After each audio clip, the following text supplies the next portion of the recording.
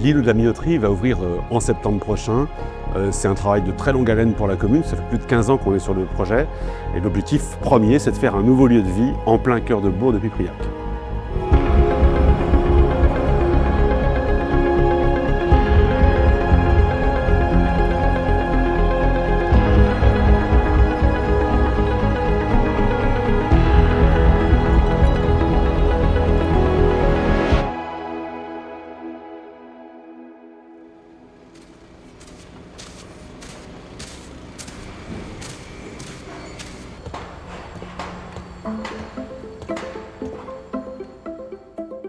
Alors c'est vraiment un lieu où plein d'usages vont se mélanger. Donc on a évidemment la salle de spectacle, la médiathèque, les salles d'activités culturelles et numériques, et aussi toutes sortes d'autres espaces pour le coworking, pour pouvoir travailler donc dans ce lieu, mais aussi des espaces pour les services publics de la commune.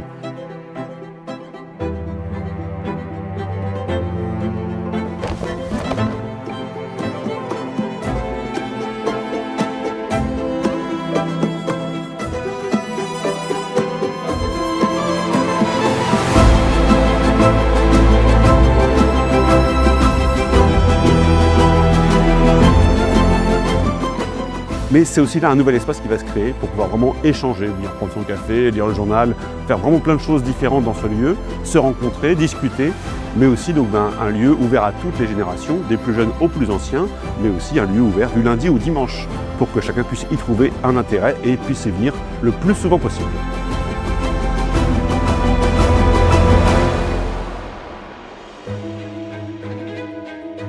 Donc c'est un projet participatif et assez innovant. Un projet où chaque habitant peut s'investir. Et sur l'ensemble des animations, c'est vraiment un groupe composé d'agents, d'élus et de bénévoles, mais aussi avec un ensemble d'acteurs locaux.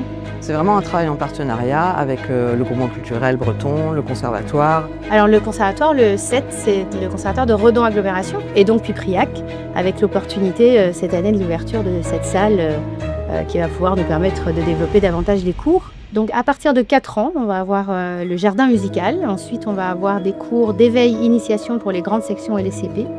Et puis, depuis l'année dernière, on a créé un petit chœur, le petit chœur de Pipriac, pour les enfants de CE1 à CM2. À côté de ces cours hebdomadaires, on va aussi proposer des ateliers à la médiathèque, des ateliers petite enfance pour les 0-3 ans.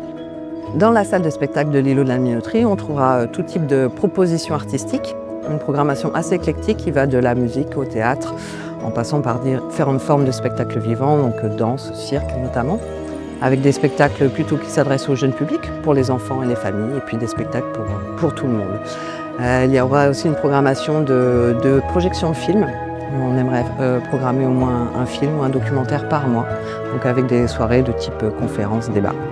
Alors pour nous, c'est super important d'aller sur cette scène. C'est une opportunité pour nos élèves et puis pour les gens du territoire. Donc la scène, elle va permettre de pouvoir accueillir le grand orchestre d'harmonie ou l'orchestre symphonique. Et puis on a aussi des concerts dans la saison professionnelle. Donc on pourra proposer des séances pour les scolaires.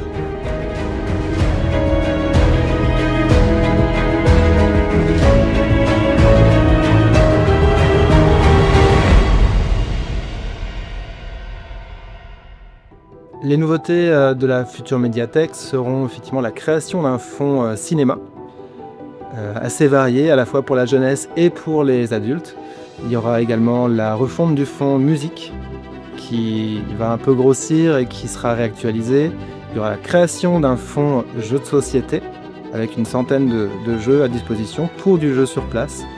Et il y aura également une amplification du fonds jeux vidéo, qui non seulement aura des jeux Switch comme actuellement, mais passera également sur des jeux PlayStation 4 et 5. Autour de l'espace numérique, plutôt des ateliers ludiques pour les enfants, autour de fabrication numérique, réalité virtuelle ou initiation autour des robots. L'idée, c'est que la bibliothèque, comme l'ensemble de l'espace de l'îlot de la Minoterie, ça soit vraiment un lieu où on puisse y vivre et s'y poser. On aura plus de 300 mètres carrés avec des beaux espaces dédiés aux collections, espace enfance, espace ado, espace adulte, mais aussi des espaces dédiés aux animations. Une petite salle pour le conte, une salle qu'on va imaginer polyvalente, où il y aura un lieu d'accueil enfants-parents. On sait bien que pour les tout petits, basculer du livre au jeu, eh bien, ça se fait, il n'y a pas de distinction. Moi, j'adorerais que dans notre médiathèque, il y ait des propositions de recettes de cuisine qui soit proposé par les habitants. Voilà, la médiathèque, il n'y a pas que des livres, il n'y a pas que des CD ou des DVD, il y a vraiment aussi toutes les propositions de culture, et la culture s'entend au sens large. Et vu que je suis gourmand, moi j'aimerais bien qu'il y ait un peu de cuisine. Je suis bénévole à la bibliothèque depuis à peu près 1 an et demi, à la bibliothèque de Pipriac. Pour moi, l'îlot de la minoterie, je pense que ça va être un lieu où on peut rassembler les gens, chose qui n'existe pas sur Pipriac, toutes générations confondues. Mais également des activités plutôt d'ordre social ou économique. Autour de l'espace coworking, on aimerait mettre en place des apéros pour les entrepreneurs, par exemple, ou un forum des métiers. Alors, c'est vrai qu'on a souhaité que ce tiers-lieu soit ouvert au monde économique. Les entreprises, que ce soit les créateurs d'entreprises, les indépendants, les petites PME pourront louer et réserver sur des formats demi-journée, des formats journée entière, soit des espaces de travail partagés, soit des bureaux individuels. On aura également aussi tout un accès possible à l'espace numérique, puisque certaines entreprises qui se mettent par exemple à leur compte n'ont pas forcément accès toujours à l'espace numérique, donc ils pourront faire des visios. Ils pourront également se former à l'outil numérique avec les animateurs en place. Et on pourra mettre en place tout un programme de moments conviviaux. Par exemple, ça pourrait être des forums sur des thèmes économiques, ça pourrait être des apéros entreprises. Toute une programmation assez variée qui pourrait être proposée pour le monde de l'entreprise.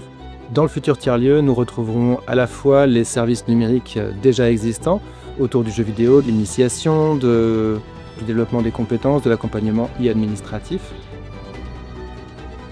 Pour résumer, oui, le tiers-lieu, c'est vraiment un espace convivial, un lieu de vie pour l'ensemble des habitants.